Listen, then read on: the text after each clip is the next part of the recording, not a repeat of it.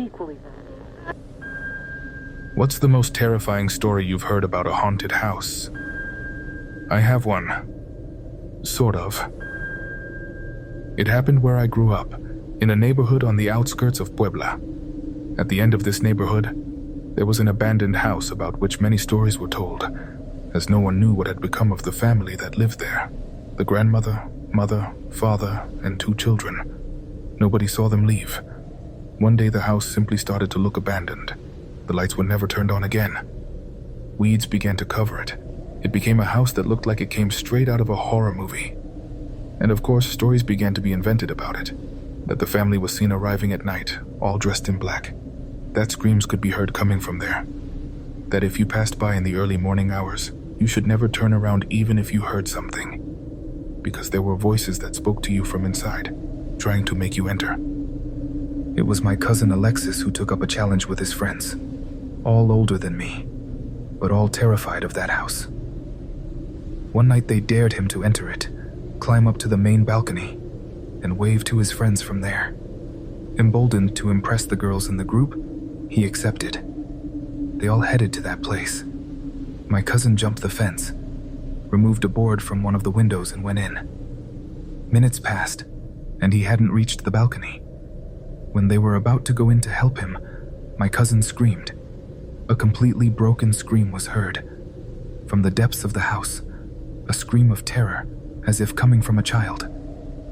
The police entered to look for him after a couple of hours. When they brought him out in the early morning, everyone saw how he had soiled himself. He wouldn't stop crying, trembling. They found nothing else in the house. What came out of that house is very different from who my cousin used to be. Since then, his mind hasn't been right. He can't connect ideas, barely eats, and doesn't do absolutely anything.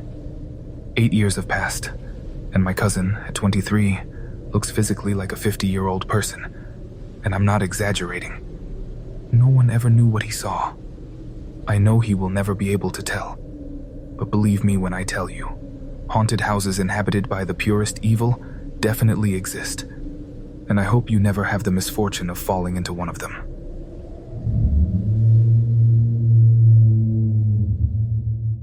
Good evening, community. As you've already noticed from the story we started this episode with, tonight's theme will be haunted houses, places where evil has concentrated, where paranormal activity and manifestations occur. As always, I'd love to know if you believe in these types of places, in the possibility that it's not people, but specific sites that hold supernatural secrets. For now, it's time to ask you to get comfortable, because you're already entering the following tales of the night.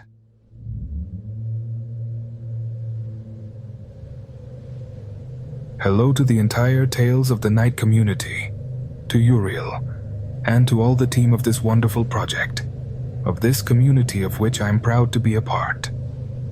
My name is Segundo Solange, and I currently reside in a small town called La Prida, in the province of Buenos Aires, Argentina. To give you an idea, it's a quiet place, in the middle of nowhere, where you can still leave bicycles outside and doors open without fear of thieves. Here, people don't worry so much about material things. Some of my relatives live in this town, including my aunts, uncles, and my grandfather, in a country house on the outskirts. These are the 2 main reasons why I decided to move to La Prida, plus the rural work opportunities it offers. It's a country town, so, as you can imagine, many of the people who live here, mostly elderly, always have some story to tell about beings in the area, or some solitary witch. I think at some point in the future, I'll end up like one of these grandparents, with many stories to tell the young ones. My experience began the week I moved in, on Wednesday, July 17th. I arrived by bus with little luggage, mainly clothes and some personal items. My house was a small ranch that had belonged to a couple from Buenos Aires, who bought it to escape the bustle of the capital. Uriel, I've been listening to Tales of the Night for 3 years, and I couldn't help but remember several stories from the channel in which previous owners of a house turned out to be sorcerers or members of some sect, and this generated certain doubts and gave me some chills. Although that uneasiness disappeared the day I bought the house, perhaps due to the joy of fulfilling my dreams, or maybe something else. After arriving at the ranch, I put my things in their place, organized the clothes, and cleaned a bit. Then I set out to do some shopping in town, to have something to fill my stomach and condition my new home. I went to a store on the main avenue near the plaza, which fortunately wasn't far from my home. I was attended by a lady of about 70 years old, with whom I became friends in a few days. Mrs. Nora, or Norita, as I began to call her affectionately, was one of those grandmothers who always had a smile, who always treated you well, and who knew the entire town. It must have been on my third or fourth visit to the store when I first talked to her about my life, my siblings, my parents, my family, school, and my love for the countryside. At the end of the chat, she offered me a kind of delivery service that her grandson Javier was doing to earn some money to pay for a small school trip. Delighted, I told her that if I needed anything, I would call her grandson, and then she asked for my house address. I live here, around the corner in the ranch, at the end of Belgrano Street, I told her. The people from Buenos Aires left it to me a few days ago. Norita, who was turned around looking for paper to write down my address, slowly turned to look at me, and with a doubtful expression on her face and a nervous smile said, "Can you repeat where?" When I repeated the address, her expression changed to one of concern and some fear.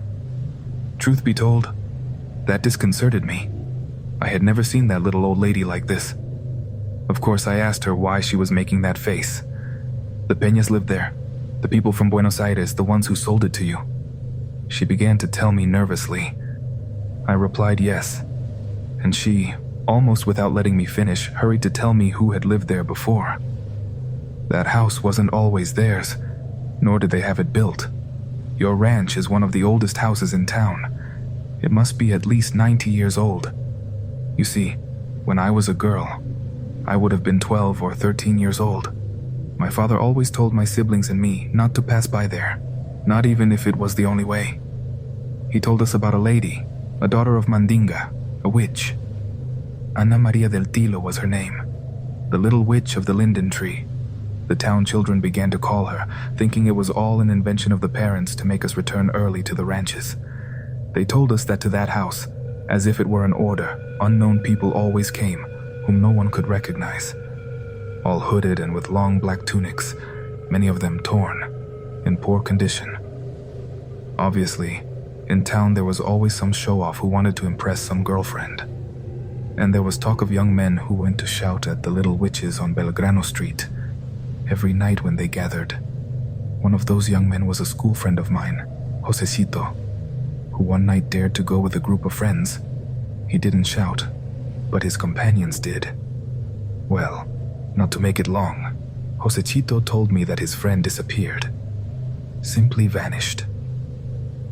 At this point, community, I thought Norita was telling me a story to scare me. I couldn't believe such tales, much less if it was about the house I now inhabited, but she continued telling. At least 8 tenants lived in that house. All of them moved out of there. Who knows why or what they might have seen. Many of them left with the little they could take, others with their pajamas on. Who knows what happens at night inside that ranch, but it is said among the neighbors that during the early morning hours you can still hear screams of the poor people who once lived there, frightened by presences they never spoke about. And I, stubborn as I am, told the lady not to worry, that if there was something there I would get it out, letting my skepticism prevail over reason. And it wasn't that night, but the next one when everything began. I had been working all day, hard work that left me exhausted.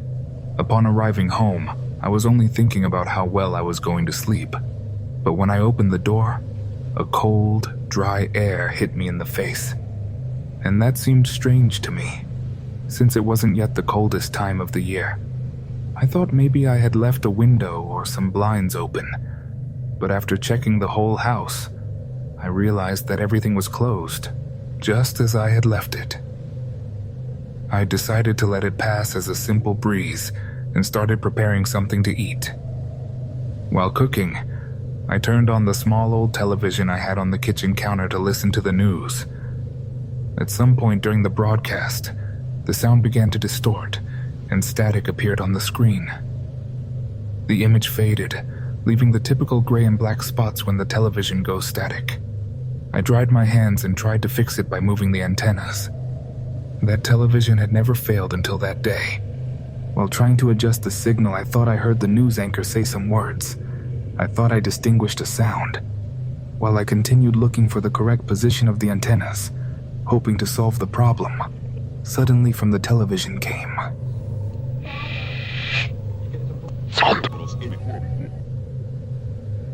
Then the transmission went off. I was very sure of what I had heard. I tried to convince myself that it had been my imagination, or some effect of the fatigue I had. Was it just a thought? A mix of static sounds? Or had something on television really tried to call me? The television didn't turn on again. I left it and proceeded to eat before going to sleep. When I lay down in bed, the sensation was the best. I said to myself, "Today you'll sleep like a baby." But it wasn't like that at all. I started feeling uncomfortable. No position felt good. I always ended up moving, unable to fall asleep. Again and again, I ended up lying on my back, unable to think about anything, with a blank mind, but aware that I couldn't form a coherent thought.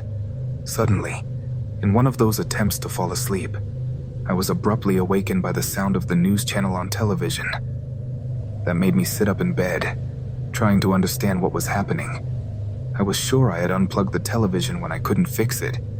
So, bewildered, I headed to the kitchen to turn it off. Upon arriving, I saw that the television was on, broadcasting the program as usual. I walked towards it to turn it off, thinking it was malfunctioning. But I noticed something that I still can't believe. The television was unplugged. Upon noticing that, I heard a loud sound coming from the device, and then it turned off on its own. I was startled. I couldn't process what was happening. I left everything as it was and quickly went back to my room to try to sleep. Scared, but being the skeptic that I was, I tried to believe that everything was a product of the sleep I had. When I returned to bed and lay down, I felt a tremendous cold run through my body. I couldn't move. I was rigid, stuck to the bed, cold, moving my eyes from side to side, desperately trying to move even a finger. I had heard about sleep paralysis, but at that moment I didn't think I was being a victim of one. While trying to move any part of my body, I started hearing something, a kind of chant, like a whisper, a disturbing light melody. First one, then two, then three voices, and I don't know how many more started to sound. I was terrified trying to move, and suddenly, when it seemed that I had those chants next to my ear, everything went silent. The house went completely silent. I heard a step, then another and another. I began to hear how bare feet walked the hallway from the kitchen to the back of the house, towards where my room was. I felt the footsteps. I heard how they approached.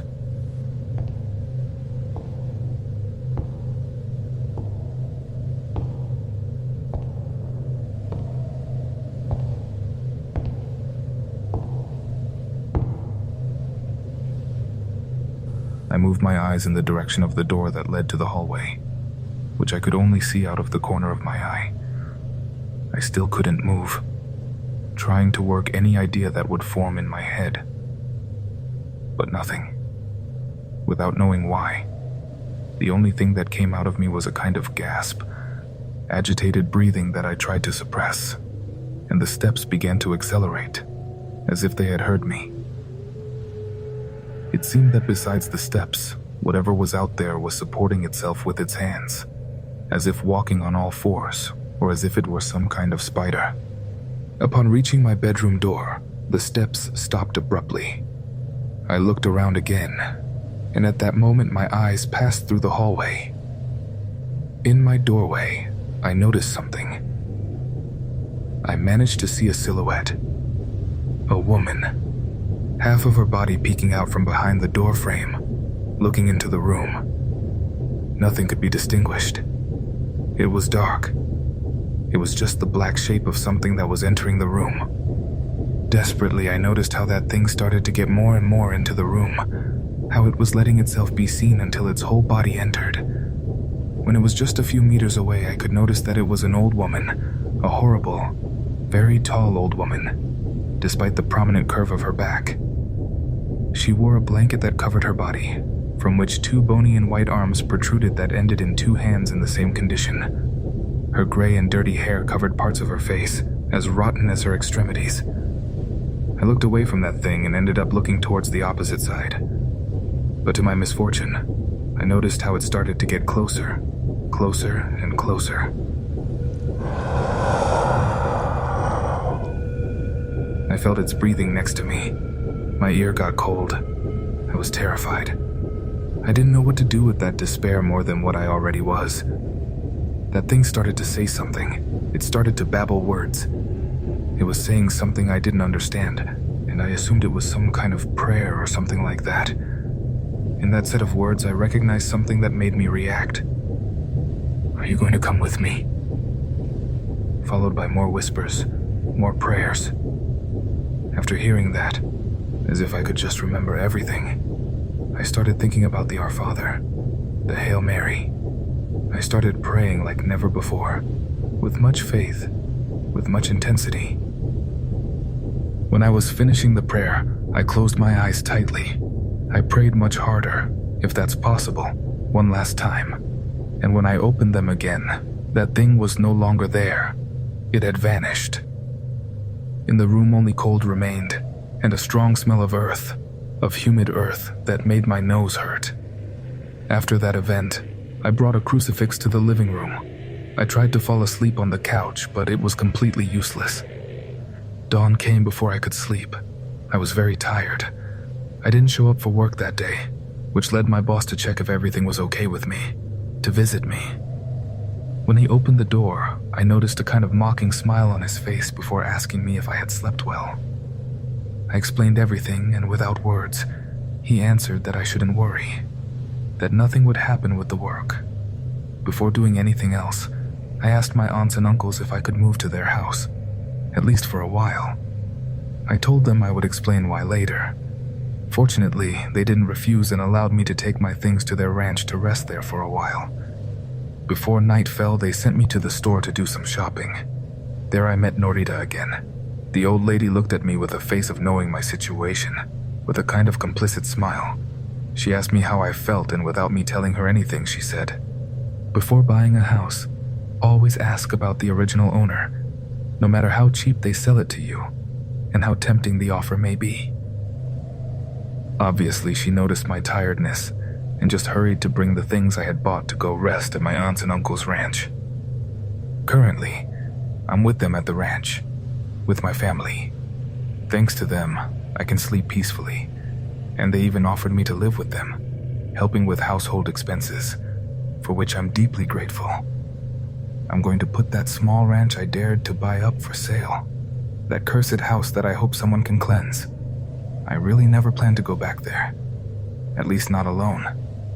I don't know what inhabits that place, whether it's the witch's spirit, a ghost, or something else. An apparition? I don't know. But I hope that none of those who listen to the program, no one in this life, ends up buying a house without knowing what kind of activities took place there. That was my story, Uriel. Quite predictable, I would say. Probably quite common in your emails. But it truly happened. And I hope you'll take a look at it. And if you're interested, share it with the community. It would bring me great joy and enormous relief. Greetings from the village, and thank you very much for reading.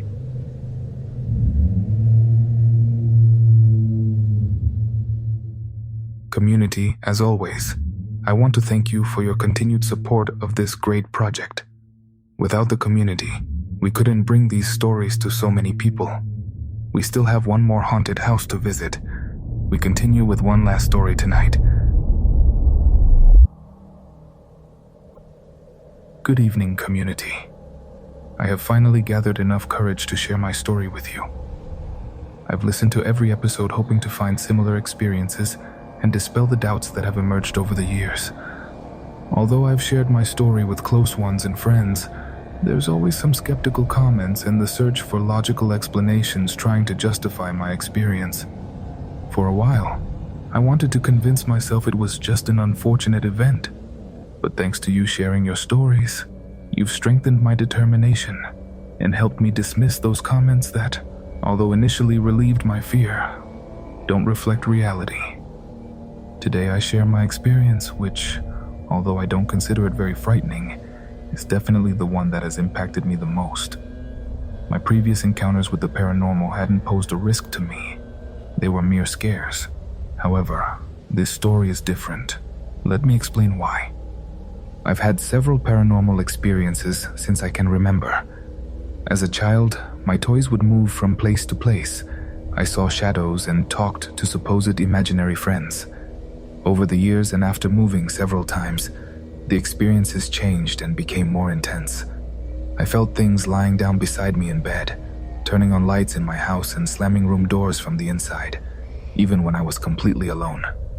All this became relatively normal for me, as I lost my fear because they never actually hurt me or showed me anything that could give me nightmares. Maybe it sounds crazy, but I convinced myself that fear would only make them stronger, so I learned to live with them. The anecdote I want to share today didn't happen in my house, but during a field trip I had in college. It was then when I learned in the worst way that not all energies are harmless and that they can harm us. That community is the message I would like to convey to you. I studied biology at a university in the state of Campeche, Mexico. In these science-focused careers, it's common for the curriculum to include field practices, which in my opinion are the best part of studying that career.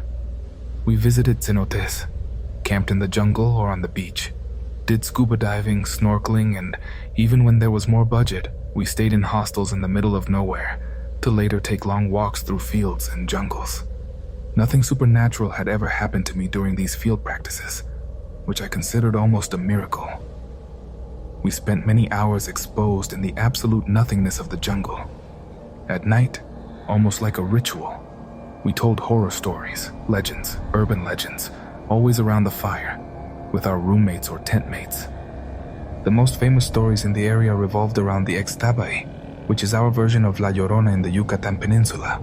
We also talked about aluches, dwarves, but also about other much more personal experiences, from my companions who grew up in communities far from the city and who claimed to have lived through terrifying dawns in their plots when they went out hunting or harvesting in the field.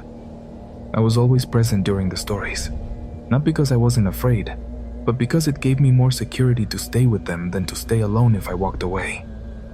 The trip that marked a difference in my beliefs about the paranormal occurred in a village within the same state of Campeche in mid-October 2019.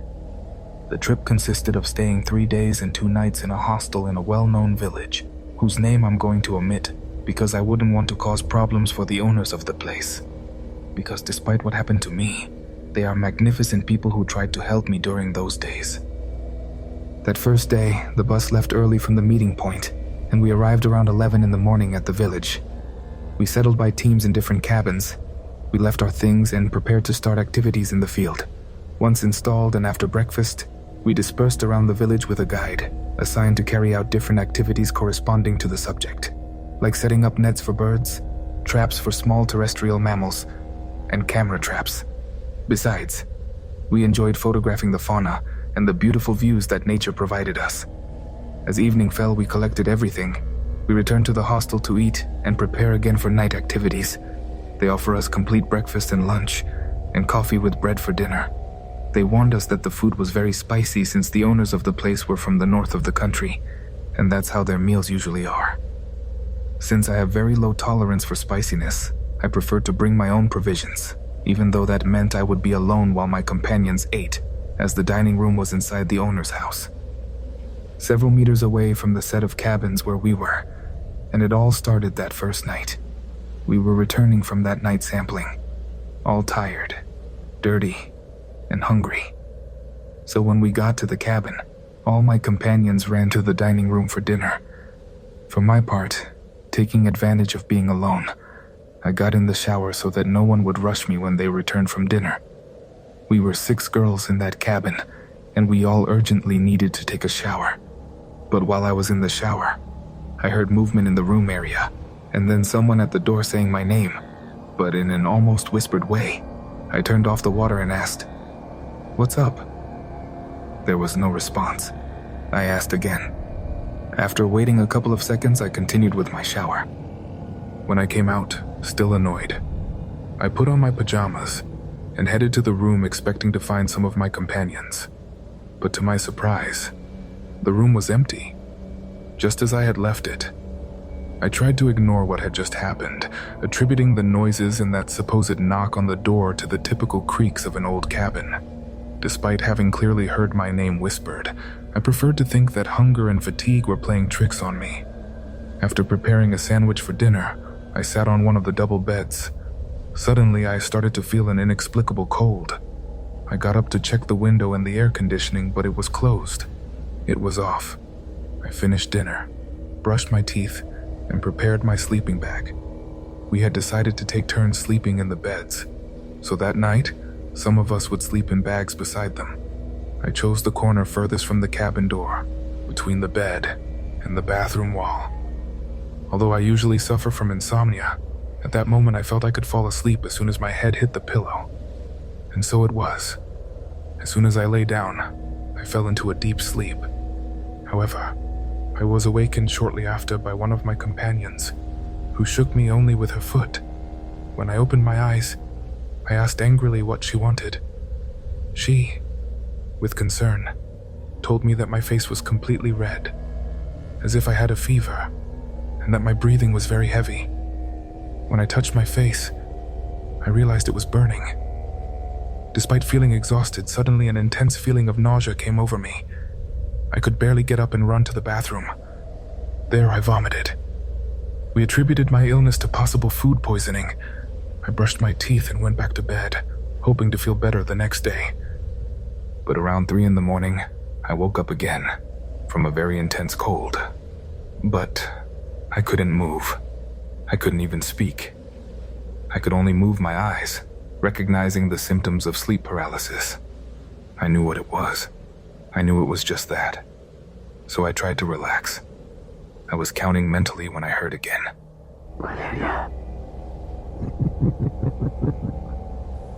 The sound came from my left side, where there was only a wall that led to the bathroom. Immediately, fear invaded me. I moved my eyes looking for the source of the sound, but then I felt an intense pain in the pit of my stomach as if someone was squeezing my entrails with their hands. The pain was so acute that it pulled me out of the paralysis, which made me get up again to vomit. And I don't remember much more that night, only that I woke up at dawn in my sleeping bag, with my friends very worried around me. They decided to inform the teacher about my condition, still believing I was intoxicated. My professor, after asking me some questions, suggested resting in the owner's house, where I could be more comfortable than in the cabin. But I rejected the offer. It didn't seem right to rest while my companions carried out the day's activities. I stayed in the cabin, hoping that rest would help me recover. Throughout the day, every time I tried to eat something, my stomach rejected it immediately. I felt as if something was squeezing my abdomen, and moments before vomiting, I could hear again that mute laugh in the corners of the room. A companion with paramedic training brought me some medications to alleviate the pain, especially because my throat hurt a lot from so much vomiting. I felt like I was in a trance state, motionless, but not asleep, dealing with hunger, headache, and the constant sensation of being accompanied by a presence, by something I couldn't see. My companions went to their activities, and at every opportunity, my teacher insisted that I go to the owner's house. Intrigued by his nervousness, I told him I would try to join the activities in the afternoon when the heat dropped. And when he finally left, I lay down, exhausted, and managed to sleep for a few minutes. But those minutes were the most disturbing. I dreamed, and in my dream, I observed myself lying on the bed with my eyes closed. Then a figure appeared, black, elongated. It was standing next to me. It had exaggeratedly long extremities, and one of its arms extended over my abdomen. Despite having no face, I felt it was looking at me, and that sensation of intense cold ran through my entire body, leaving me completely terrified. The figure closed its fist, and at that instant, the acute pain in my stomach woke me up, accompanied again by an urgent need to vomit. I opened my eyes looking for signs of what I had seen in my dream, but there was nothing. However, there I knew that what was making me sick wasn't simple intoxication.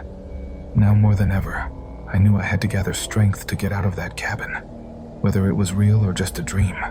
There were too many coincidences, and I had no intention of spending more time alone there. As soon as I could, I got up from the bed and left the room. I was sitting in front of the cabin when everyone returned. The professor arranged for me to join another team, as their activities would be near the cabins. We could return quickly if I felt sick. The journey was quite peaceful. I could even eat an apple without returning it, and more animated I got involved in the activities. As night fell, we were going to return to the cabins, crossing a path that went through a soybean field. A couple of companions were laughing and playing at the back of the line while we walked along the path. I was closer since I was walking slowly, when suddenly someone, or something among the grass, in an annoyed tone made. The sound was loud, short, but very clear. My companions fell silent instantly. They were beginning to laugh nervously when they started throwing stones at us from the sides of the path. Supposedly there were no more people for kilometers around. Everything was very dark. So frightened, we hurried to catch up with the rest of the group, using flashlights to light the way back. My companions told the guide what happened. "That happens when you don't show respect in places like this," he said without giving more details, and continued walking at the front of the group.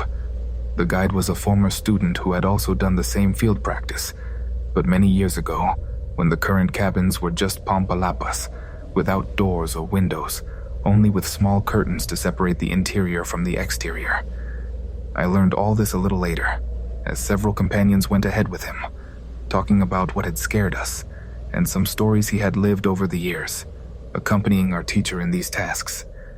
When I caught up with them, the guide was telling some stories about Alushis that roamed those fields and other brief anecdotes, until one of the guys asked him if he had had any experience of real fear. "If you knew what's in the cabin where your sick companion is, you would never use it again," he said. I immediately interrupted him. I asked him to explain what was supposed to be there. Apparently, the guide hadn't noticed that I had caught up with them, and in a somewhat embarrassed tone, almost apologetically, he related the following. "I didn't want to tell you anything the day you arrived, because many people usually get anxious with the story. I didn't want to cause fear if it wasn't necessary. I never imagined you would stay alone there. What's in the cabin only attacks when someone is alone. When there are more people, it's there, but its presence is lesser. It doesn't hurt anyone because it feeds on everyone's energy. I guess you were easy prey when you stayed alone. I'm not sure exactly what it is, but I had a very similar experience to yours when I was a student, when I stayed with my team in the Palapa, where that cabin is now. I got sick with what we thought was intoxication, a stomach ailment. I couldn't eat or drink anything because I would vomit it instantly, and it all started at a time when I stayed alone in that Palapa. I suddenly felt very cold and a painful knot in my stomach, so I lay down to rest, thinking it would help. I woke up at dawn to the sound of laughter and growls. I got up as I could from my sleeping bag, and there, at the entrance of the Palapa, there was something that I don't know if it was a person or a huge dog. It was standing like a human, but its silhouette at the same time seemed like that of an animal. Whatever was out there had bright red eyes. I couldn't move or scream, and that thing remained still in the threshold and stared at me. I don't know exactly how much time passed, but from that night I got worse. I had a fever, and they took me to the village doctor. Curiously, upon leaving the cabin property, I magically started to recover, so quickly that when we got to the doctor, they only gave me serum because I was very dehydrated and gelatin, so I would have something to eat. That's why the teacher wanted to get you out of the cabin to go to the owner's house. He knew that leaving you alone there wouldn't bring anything good. And if you know what's there, why haven't you done anything to get rid of it? I asked. It's because some of the guests they receive are foreigners. They're very fond of the paranormal, as if they came looking for those experiences. I guess that's why the owners don't find it convenient to get rid of it. I definitely should have warned you, at least as a precaution. Some people don't feel anything when they stay, but if you have sensitivity to these things, you have a really bad time. I'm truly sorry. Now when we get back, don't enter the room. Wait for your companions to enter. That will help you not to be alone, he told me. And as a precaution, I followed his recommendation. I waited on the cabin's porch for my companions to return. This time I went with them to the dining room, and the owners prepared rice atole just for me, since I hadn't eaten all day. I thanked them very much for the gesture, but part of me was somewhat angry about the whole situation. We had dinner, and from that moment, they didn't leave me alone. That night it was my turn to sleep in the bed, so I moved to a corner in the middle of my friends and fell asleep listening to them. I told them about the scare in the field, but I didn't tell them what the guide told me, for the same reason he omitted sharing it with us at the beginning, to avoid suggestion, to avoid unnecessary fears. It was dawn when I woke up from the cold. I was in bed in a fetal position.